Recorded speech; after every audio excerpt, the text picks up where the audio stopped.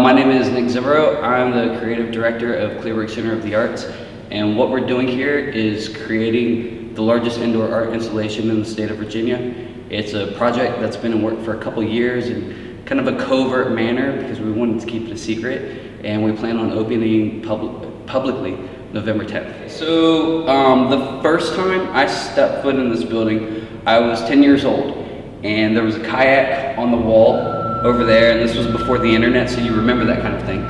And I spent my entire 20s living in different states. I studied art at the oldest museum in the country. It's the Pennsylvania Academy of Fine Arts. And when I was 29, I decided to move back to my hometown. I guess just after traveling, that's what you do, and I became an artist over at the Workhouse for a year. After that, I somehow found my way to Tackett's Mill, which is where we're at now. And I've been the resident artist for about 5 years now. 3 years ago, I was handed the key to this unit, and I received a sponsorship from the Clearbrook Foundation. And we had this kind of mutual ambition of creating the largest indoor art installation in the state. We didn't even realize that's what we were doing when we started, but that's what we ended up with. So it's been quite the ride. Art has a really subtle power about it, almost like water, where it can transform things. For instance, when I first 3 years ago, when I first stepped foot in this unit, everything was brown. There was carpet. The unit hadn't been rented in 10 years, and now people just want to come in. They just want to come check it out. So I've seen it transform whole economies. The city of Miami is probably the best case study, where in the past 20 years, art has just completely transformed their economy to the point where when they have their annual celebration called Art Basel, the airport of Miami becomes the heaviest trafficked airport in the world for just that weekend.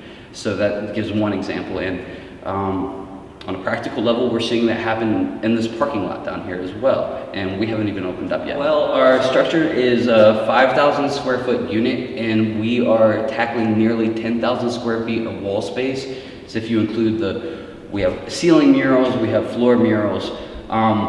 Jokingly, we call this a selfie museum, because in today's era, getting people to go out to the museums or getting people to go to the gallery seems to adhere to a different rule set. So we just want people to come in and just say, wow, this is in my community, and most likely their practical application is to take a picture and upload it on the internet. And for me, that's good enough. At the end of the day, the largest victory that I could see in this place is for Prince William County school buses to drop children off. For somebody who's not even me to explain what's going on in here, and to see the spark happen in a little kid's eye, because that's kind of what happened to me when I was younger. So to be able to continue that cycle would be an honor, a blessing. Well, we stuck to primarily traditional art processes, and it was dictated a lot by budget. We had a very small budget, so as you see, there's no bells and whistles. There's not a lot of electronic. We don't have a VR headset. We've talked about having one in here, but traditional practices, collage, painting, lots of painting, drawing, sculpture, just the conventional fine arts, which aren't really, but presented in kind of a modern context. Like, this place seems to have a bit of a street art vibe. So we plan on having our public opening November 10th. The hours are from 6 to 11. It is free to the public. Bring your kids, though we would recommend that they kind of show up early. And we're just going to have basically a celebration in here. There's most likely going to be impromptu music happening. I can already tell with the friends that I have. Somebody said, can I bring a guitar?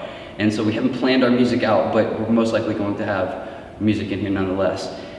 Afterwards, we will have workshops, we will have classes, we will have events. This will also be used as a venue center as well. And our schedule's already starting to fill up for that early.